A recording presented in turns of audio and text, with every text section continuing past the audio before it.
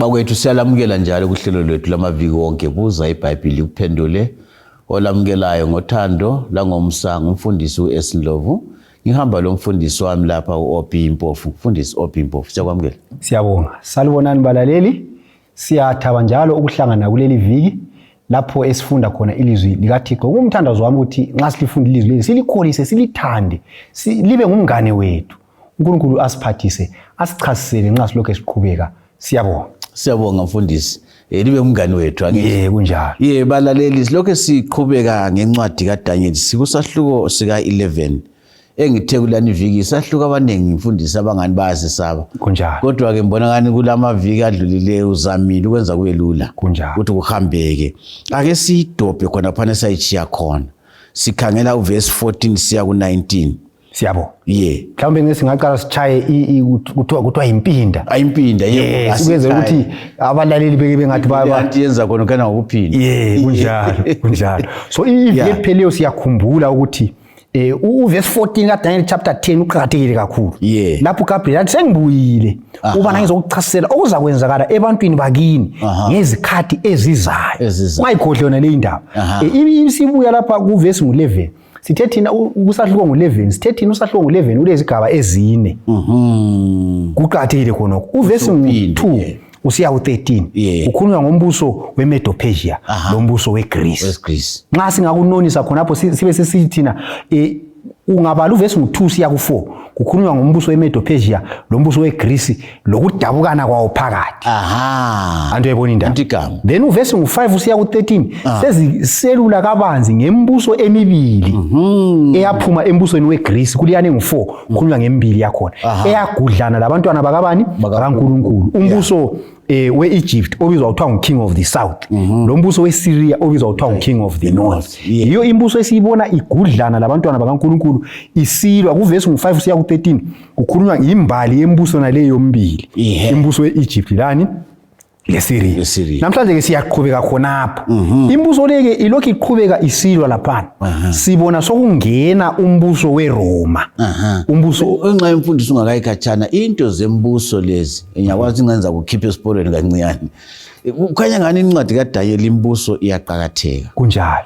Kungani incwadi kaDaniel ikhuluma ngombuso weBabylon 1 kuthintana njani lecebo likaNkulunkulu kungenelana ngaphi? Siyabo. Singakubeka kube kabili. uNkulunkulu angasebenzisa amakhosi avumayo ukugcwalisa izifiso zakhe.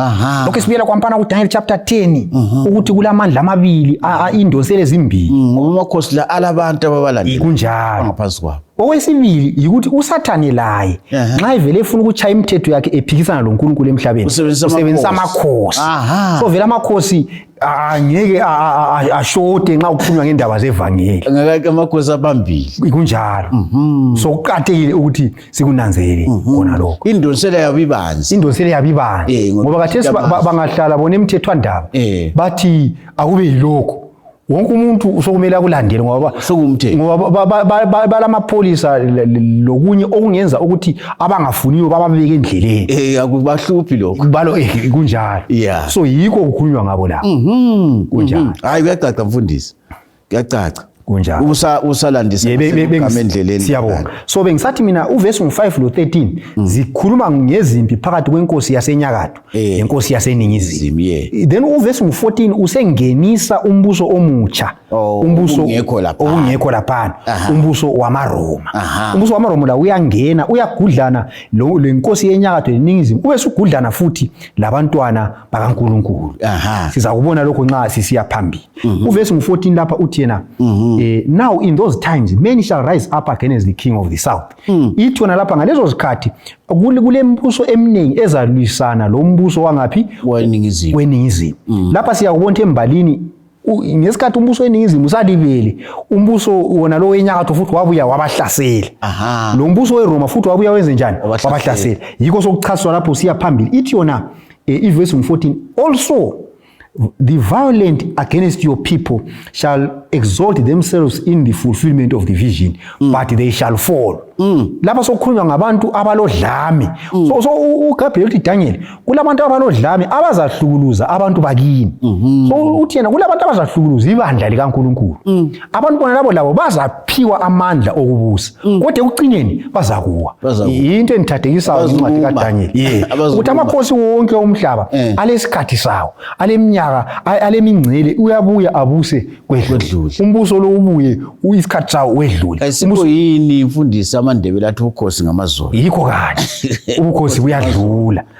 So khonokho futhi kumele abalaleli nxa sifunda incwadi kaDaniel kungasilahlekeli. Ngoba incwadi kaDaniel isitshengisani? Isitshengisa ukuthi amakhosi omhlaba imibuso yabantu iyabuya isedlula. Isisa embusweni owodwa okaNkulunkulu ozakuma iphakade lonke. Mfundisi uqambe into kade ngilokho ngidinga. Yiyo kanye naleyo siqamba. Kunjalo. Ukuthi khona kukhulunywa ngembuso ebuya isedlula. Kunjalo. Kodwa kulombuso ongasoze wedlule. Ongasoze wedlule. Okuthathekiswa ukuthi wena ungaba ingxenye yalowo mbuso.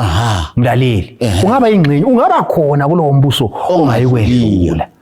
Njalo umbuso ngelazi inhlupho ngelazi sokuqhathekile umgomo wokuthi kusilandisela imbali yonke nale ukuthi kufuna ukusitshengisa ukuthi kuyakwenzakalani kusisa esiqongweni esingumbuso kabani kaJesu. So kungasilahlekeli khonokho. Siyabonga. So lapha sibona laba okuthiwa ngabantu abalodlame. iBhayibheli isikhiwe ithi yona the violent against your people. AmaBhayibheli athi the robbers of your people. Amarobha angikwazi ngesindebele abaphangi babantu bakho. So ngabantu labo uthi yena kule mbuso zabuya uhlukuluza abantwana bakaNkulunkulu. Umbuso lo lawo uthiwa uzahlasela inkosi yaseningizimu. Antu yayibona indaba. So lapha sibona sokungena umbuso weRoma. Umbuso weRoma ngaleso sikhathi wawubuswa nguNdoda okuthiwa nguJulius Caesar. uJulius Caesar nguye wayengu-empire. Then owayengumcommander webutho lakhe kuthiwa nguPompey, wayengumcommander. So ibaba sebesenza izinto zonke lezi khonapha nxa usiya phambili. Funda imbali. uPompey lo walwisana labantwana bakaNkulunkulu ama-Israyeli. Wabanqoba ngo-63 BC.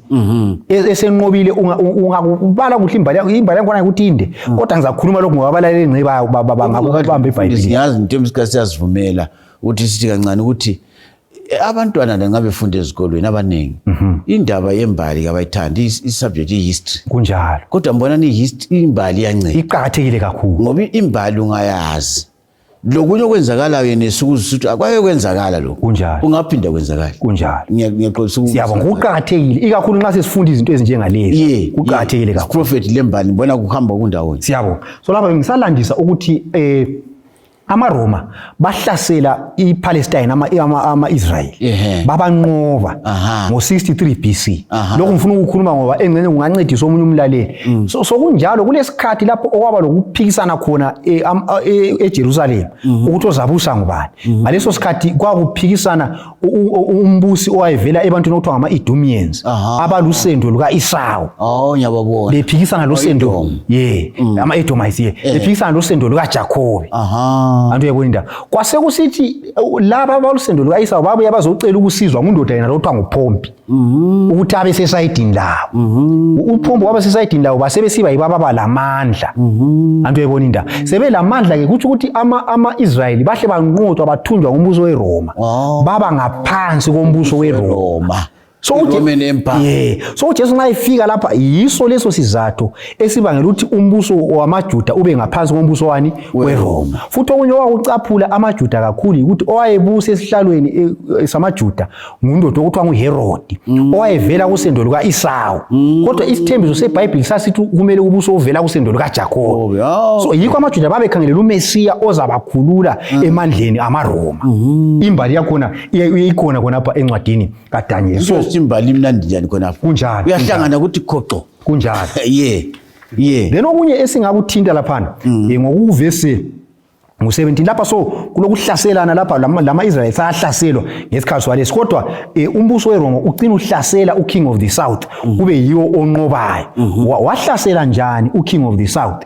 Wahlasela uKing of the South uvesi ngo-17 nguye mfisa ukuthi ngimchasise lapha. Ithi yona he shall set his face to enter with the strength of his whole kingdom and upright ones with him.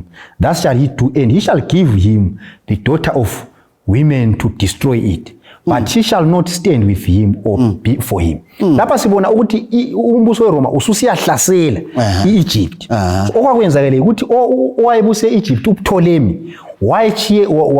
wayelabantwana wayelomntwana oyinkazana okuthiwa nguCleopatra lo mntwana ongumfana. So abantwana laba kukhanya uyise saphila enguyobusa babengathi vele bayahluphana bona. Okay. So uyise engakazi wasibona abantu laba ngingafa bazasala belwela umbuso la. Wabe elayela uPompey. uPompey ukomanda webutho leRoma. Wathi Pompey ngiyenza isivumelwano lawe esokuthi ngingafa mina. Abantu abamlaba uCleopatra lo mntana lo yindodana yami ngumfana bangalwa wena nguwe ngunika amandla ukuthi uzoyenza njani uzoba lamula. Antu uyayibona indaba. So uPompey wasuka lebutho lakhe esesiya eGibhithe laba abantu sebexabana eEgypt uCleopatra lo mfowabo. uPompey wathi mana ngiyelamula njengoba ngitsheliwe ngale. So uPompey esendleleni wafa esendleleni. Wasoutshelwa uJulius Caesar ukuthi uPompey usenjani sefile. uJulius Caesar uthi okay njengoba uPompey sefile sengizahamba mina mselufu ngiyeba yimi engizathungamela ibutho ngisiya ngapi eGibhithe. So uJulius Caesar uthe ehamba uJulius Caesar uthe sefile ngale esigodlweni saseGibhithe wafika sokumele alamule abantu laba. Uthe thutsha wabona ubuhle bentombazana leyi okuthiwa nguCleopatra. uJulius Caesar wathi hayi mina umuntu lo ngifuna abe yintombi yami. Antu uyayibona indaba. So uJulius Caesar wagcina ethatha iside likabani likaCleopatra. Antu uyayibona indaba. Then ngasalamulanga sayenzanga kuhle. Kodwa umbuso weEgypt wahle wathunjwa waba ngaphansi kombuso wani weRoma. Ungayibala iBhayibheli yasitshela ukuthi verse 17 uthi but he shall not stand with him. Ithi yona uJulius Caesar ngazathatha uCleopatra kodwa uCleopatra kayi kumalaye. So uCleopatra uJulius Caesar kazange amthande wayefuna amandla kuphela. Ngoba uJulius Caesar wagcina esifa uCleopatra wagcina esala esendela esitheni sika Julius Caesar ngemva kokufa kwaJulius Caesar. So yiyo indlela umbuso weEgypt owangena ngayo ngaphansi kombuso wani weRoma ngaleso sikhathi. Yes. Mfundisi siyabonga nxa uyilandisa kanje imbali ngiyabona kuyaphinda kade zokwesikhuluma ukukhuthaza abalaleli ukuthi imbali inhle. Kunjalo. Abantu bangayisabi bangayidondeli iyanceda ukuhlanganisa esikufunda lapha lokusembalini. Kunjalo. Nxa sikhangela lapha sisiya phambili kulo ndoda lo Kesari ngusiza. Singathi uthiwa bisela uKesari. Kesari singathi Kesari lapha.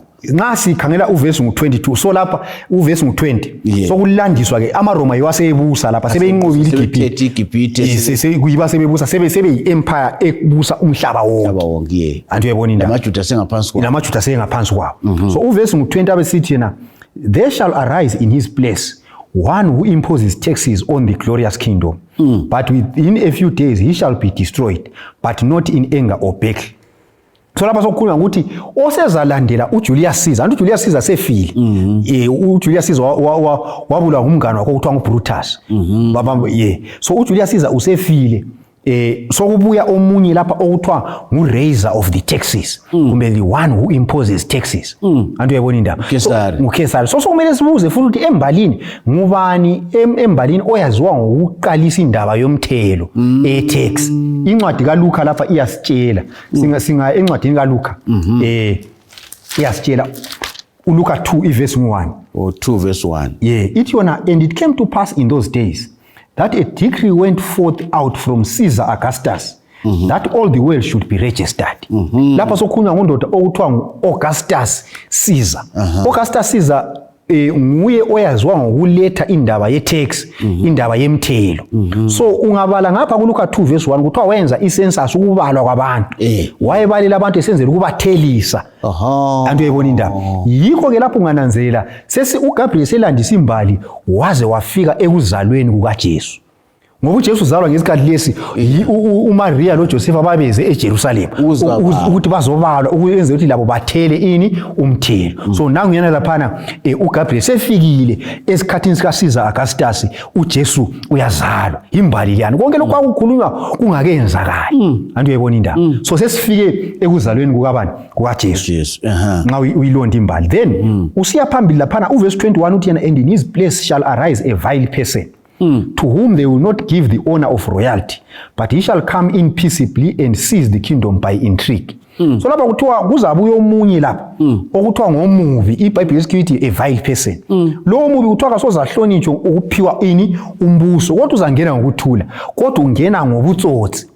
Antu yayibona indaba ngesimenemene ya. So lapha sokukhulunywa ngondoda okuthiwa nguTiberius Caesar. Nguye owalandela ubani? Augustus Caesar. Augustus Caesar iBhayibheli likhulumile lapho ukuthi uza kuphuma embusweni kodwa kasoza aphume ngenzondo kumbe ngempi. Umfundisi usincedise singakayikhatshana ukuthi ibalele lithi Caesar Mbukhesari ngesintu kufana ukuthi Pharaoh kunjalo. Ngababusi beRoma la ababizwa kuthiwa ngoKesari kunjalo.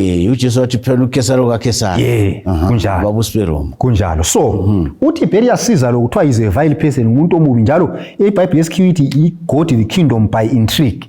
Wangena ngobutsotsi. Undoda lo okuthiwa nguTiberius Caesar wayelizalizelwe. Unina wayebizwa kuthiwa nguLivia. So unina wendela kuAugustus Caesar. Engakafi Augustus Caesar. So kukhanya unina wathi sebuya kuAugustus Caesar kumbe angikwazi ukuthi wabangelwa kuyini, wayeselohlupho lwenzalo. So kazange abe lo mntwana lo Augustus Caesar. Kodwa wayelo mntwana wakhe okuthiwa nguTiberius Caesar olizalizelo azalayo. So ngokomthetho wesiRoma uTiberius Caesar kwakungamelanga abe nguyolandela uAugustus Caesar ukubusa. Kodwa unina lo okuthiwa nguLivia wamlungisela. Layo isimenemene. Ngesimenemene. Yikho kuthiwa wangene ubuseni ngesimenemene. Yikho ke uTiberius Caesar wagcina sezenjani esiba nguye obusayo. So into zesimenemene aziqalisi zindala sibili. Zindala sibili. So uTiberius Caesar lo owabusa ngo-AD 14 kusiya ku-AD 37. So nxa usiya phambili laphana uverse 22 uqakathekile futhi kakhulu. Lo usibili ngifisa ukuthi abalaleli bam-underline. Uqakathekile. Ithi yona 22. With the force of a flood they shall be swept away from before him and be broken, and also the prince of the covenant. So lapha sokukhulunywa ukuthi uzanqoba abantu abaningi lo uTiberius Caesar. Kube sokuthiwa lo uthiwa ngu-prince of the covenant. Laye uzalinyazwa ngesikhathi sakhe. So lapha soku-prince of the covenant ngubani? NguJesu yena ngokwakhe. So kaBhele selandisile uJesu wazalwa, kodwa khathesi lapha usefike esigabeni lapho uJesu afa khona ngo-AD 31 ngensuku zikaTiberius Caesar, uPontius Pilate enguye-governor waseJudiya. Yikho asefike khona lapho uGabriel. So anto bonke into zonke lezi zazivele zabekwa embalini zenze njani? Zacaca embalini. Ziyahlangana khoqo. Ziyahlangana khoqo. So yikho esikubona. Then ungabala ke uverse ngu-23 lo-24. Lapha sokukhulunywa ukuthi uverse 23 lo-24 zikhuluma nje ngokuthi uSathane setshintsha indlela zakhe zokusebenza lapha. Okwakujwayelekile embusweni eRoma ukuthi ubaba angafa kulo mntwana vele uyabe vele ekhangelele ukuthi abuse. Kodwa ungabala uverse ngu-20 lo-24 sokukhulunywa lapha ngobumenemene. Kusukela kuTiberius Caesar, amakhosi wonke alandela uTiberius Caesar base bengena embusweni ngobumenemene. So uSathane wayesetshintsha ezinye indlela. Then afunda uverse ngu-23 usiya ku-29. So kukhulunywa lapha ngendlela ke ama-Roman emperors ababenqoba ngayo eminye imibuso. Ungafunda uverse 24 uyakutshela lapha ukuthi bazakwenza okungenziwanga ngoyise. Kuyini ongenziwanga ngoyise? Oyise babekwazi ukuthi nxa kuphuma omunye obusayo kulukhona olandelayo, kwakuvele kuhlelekile, kuvele kungadingi. Kodwa lapha khathesi base besenza ongenziwanga ngoyise ngoba base owayelamandla esenelisa ubumenemene nguye owayenjani? Nowayesebusa. Ibisisithi yona baza kwenza amacebo amanengi, bahlale ematafuleni besenza amacebo. So lapho uSathane setshintsha indlela zakhe zokusebenza, sesebenzisa indlela zobuqili ukuthi abantu bahlale etafuleni basayine phansi ulutho, kodwa umunye athi ebhoda ngale ayekwenza okungavunyelwananga lapha. Antu uyabona indaba. Yikho kulandiswa laphana ulandisa usiya phambili ama esingathina ngesikhiwa ngama-conquests awe-Roman Empire, besilwa lembuso besenze njani? Beyinqoba. Okunye futhi okukhulunywa laphana ungakukhangela kuthiwa you will kill many people, uzabulala abantu abaningi, uzahlasela abantu abaningi, uzakhuluma amanga ematafuleni bengathi bayavumelana kodwa bengavumelana. So nguverse 23 usiya ku-29 kulandiswa umbuso weRoma uzuyefika emaphethelweni awo. Umfundisi, siyabonga kakhulu indaba oyichasisayo. Nxa sikhangela khonapha uNkulunkulu labantu bakhe kungenelana njani ngabantu nxa sikhangela la konke kubala ukuthi uSathane watshintsha kungenzakala ukuthi amakhosi lawa ayevele efuqwa nguye vele bethwele esingathi iagenda siyabona indaba zika Sathane ukuthi kukhona yini ayekugqugquzela uSathane siyabona siyibuyelele khona phindaba siyakhumbula ukuthi ngesikhathi uJesu esifa amaJuda ayengaphansi kombuso wani weRoma ngaleso sikhathi kwakungela umuntu ongaphiwa ideath sentence isigwebo sokufa amaRoma enganjani engavumanga antu uyabona indaba so umuntu emela amaRoma nguye lwana okuthiwa nguPilate antu uyabona so yikho ubona ukuthi amaJuda sebefuna ukubulala uJesu bahamba laye kubani uPilate antu uyabona ngoba nguye wayengugovernor so konke kwakusenzakala kumaJuda kwakubuzwa kuye amaRomans babebuza kuPilate indoda wena ngapha uhamba njani so antu uyabona ukuthi amaRoma ngoPilate yiwo abagweba uJesu ukuthi ayenze njani afe njalo amasotsha ayebopha uJesu hayi amasotsha ayengaphansi kombuso wani weRoma so antu ungakufunda imbali yakho nzathi ukuthi influence zonke zona lezo isibonele ngingasinika ngoPilate siyakhumbula ukuthi nxa sibala ngoPilate kuthiwa uPilate umkakhe waphupha ebusuku undoda lo kalacala nguyekele anjani ahamba umama wazama ukumbiza emnyenyezela kodwa uPilate yena uthi yena wageza izandla wathi mina sengigeza izandla kodwa ulecala ngoba vele wayelamandla ukuthi afake isigwebo sokuthi uJesu angabulawa khona kha ukuthi wayekela nguye owafaka isigwebo sokuthi uJesu kanjani abulawa so ulecala so lapha sibona ukuthi uSathane ebulala uJesu wasebenzisa futhi amakhosi omhlaba ngoba uSathane wayecabanga ukuthi uJesu angambulala kasoza kanjani kasoza avuke uyasachabalalisa icebo lani losindiso mfundisi ngiyakwazi ukuthi nxa ngani siyaphuma kancane kodwa ke asiphumanga ngoba indaba oyithintayo singabe silalelwe ngababusi lamakhosi uNkulunkulu uthini ngamakhosi ngibona balomlando omkhulu njengoba usitsho ukuthi uPilate uJesu esephambi kwakhe kunjalo wafisa ukuthi ngabe kabuyanga ngoba khona kana idla yena ngoba futhi waye uPilate imove yakhe was a political move wayebona ukuthi abantu abaningi bafuna uJesu anjani abulawe kodwa waye lanxa wayebona uJesu kalacala wabona ukuthi ngathi uJesu angabulawa engceba ngangikhuphe esikhundleni sami la so wayenza umthetho ongameli iqiniso kodwa uprotector isikhundla sakhe xa singakubeka ngaleyo ndlela mina ngibona ngazathi abantu abangababusi labathungameli balomlando omkhulu kunjalo umlimo abanike wona njalo kulezi nqumo eziqhakathekileyo ofanele nxa bezithatha bacela umlimo abancedise kunjalo ngoba lezo zinqumo ekugcineni bazabhekana lazo kunjalo ungabala iBhayibheli ikhangelela ukuthi abantu abangababusi benze ngcono ungahamba uyebala kuRoma ngo13 ngale iBhayibheli iyakhuluma ukuthi ababusi kabahlonitshwe ngoba ababusi kabalwisani lokulungileyo uNkulunkulu nxa ifaka ababusi ukhangelela ukuthi ababusi bamelane bamele okulungileyo balwele ijustice yabantu abakhe yikho esikutsho lapha yikho sithi ababusi ubafakwe nguye ngezinye indlela ufuna ukuthi ngabe bavuma ukusetshenziswa nguye ukumela okulungileyo ezabelisa sihle sikube kwesobala ukuthi abantu abasemhlabeni ngaba kaNkulunkulu kunjalo nxa umlimi esithi ababusi babekile ukuthi babuse abantu bakhe ngabakhe kunjalo asibo babo kunjalo ake sikhangele uverse 30 lo 31 kuyabona phana siyabona uverse 30 lo 31 ngizayibala lapha ithi yona for ships from Cyprus amanye amaBhayibheli athi ships from Kittim shall come against him therefore he shall be grieved and return in wrath against the holy covenant and do damage so he shall return and show regard for those who forsake the holy covenant and the forces shall be mastered by him and they shall defile the sanctuary fortress and then they shall take away the daily sacrifice and place the abomination of desolation so uverse ngu30 kukhulunywa ngani lapha uverse ngu30 sekukhuluma ngokuchabalala kombuso weRoma lokhu okubizwa kuthiwa ngama ships from Kittim so kukhulunywa kungumfuziselo wabantu okuthiwa ama barbarian tribes ababuya bahlasela umbuso weRoma so bahlasela umbuso weRoma ngo-AD 476 umbuso weRoma wadabukana phakathi waba imbuso engu10 esike sakhuluma ngaye emuva ngale ezimpondo ezilithumi okwaphuma khona uphondo olunjani oluncane so umbuso weRoma usujabalala lapha uverse 31 ngiyabe sesitshela ukuthi sokubuya umbuso wePapas lo mbona ngathi zawuthinta ivikeli izayo but asibambeni ukuthi lapha uverse 30 ukhuluma ngokuza kwama-barbarian tribes ababuya bazohlasela umbuso weRoma badiliza umbuso weRoma waba iziqephu ezilithumi umbuyi kwaba yikudilika kwawo yikho lapho esibona khona amandla obupapa esukuma ke khona phana sokungena umbuso wePapas yini mfundisi ingoma ekade lokho siyihlabela siyicula siyiphinde ukuthi imibuso yomhlaba iyabuya yedlule. Kunjalo akufanelanga ukuthi into engavunyelwayo ukuthi umuntu abale incwadi kaDaniel asale engabonanga ukuthi imibuso yomhlaba iyafika kongqe iyadlula. Lokho yikho kumele sikunanzelele. Incwadi kaDaniel kumele ukuthi nxa uyiphutsha ube kwazi ukuthi umbuso ongayi kuphela ngumbuso kaNkulunkulu kuphela. Kawukho ngapheli. Ungaze ube lenkazimulo enganani kodwa uyafika emaphethweni. Ungakubala kuhle embalini izinto lezi ungazibala kuhle embalini kuhle uzathola ukuthi kulezi igaba okwasithi nxa amasotsha esilwa kubonakala sengathi omunye umbuso ngeke unqotshwe kodwa unqotshwe okuphikisana lemvelo kutshengisela ukungenela kukaNkulunkulu. Nxa isikhathi sombuso womhlaba sesichayile umbuso uyaphela.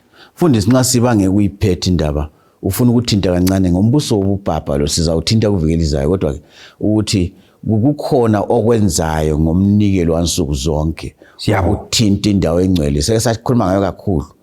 Kukhona khona phana emavesini wabaleyo ngithemba. Siyabonga. So lapha sesibona umbuso weRoma usuchabalele. So kungena umbuso wePapas. Kodwa ngifisa ukuthi abalaleli bakubambisise kuhle ukuthi umbuso lo wePapas ngesikhathi usukhona ababusi babe lokho bekhona ababusa eRoma. Kodwa babe ngasela amandla. Owayesebakhonyela ngubani ngupapa. Ake sichasise mfundisi ukuthi wena upapa iPapas, papal system. Umbuso into bani? Sizawubona kakhulu ivikeza kodwa esingakutsho ukuthi iPapal system ngokweBhayibheli ngumbuso. Ngumbuso. Kodwa ngumbuso olomahluko kuleminye esesike sabala ngayo. Ngasizathu bani? Yikho nxa sikhumbula ku chapter 7 sakhuluma ngophondo oluncane. Utho uphondo oluncane lwalungafani lezi impondo ezalwandulelayo. Ngenxa yani ngoba umbuso lo uyahlanganisa izinto ezimbili. Uhlanganisa ezombangazwe lezo kukhona. Yiwumahluko. Leminye imibuso yayigijimisa ezombangazwe. Kodwa lo umbuso uyagijimisa ezombangazwe. Ube sungena la sendaweni engcwele. Yikho sokukhulunywa lapha evangelini likaNkulunkulu. Yiwumahluko lo. Yikho uzathola ukuthi la ku chapter 7 uDaniel wathi sizwa ngophondo oluncane wathi waluvalo. Ngoba bonke no umbuso lo usungenela endabeni zokukholwa. Ngiyakhumbula silule ndawo uphondo oluncane. Kunjalo. So balaleli uphondo oluncane lingakhumbula izifundo ezadlulayo. Yize sikhuluma ngalo mfundisi. Yilo kanye. Yilo umbuso wobupapa. Kunjalo. Sizawubamba kuvikelizayo. Inkosi lomsayibe lathi sidibane kuvikelizayo sondelana lizwe ngalolu phondo oluncane umbuso lo wangena endaweni engcwele. Siyabonga. Siyabonga.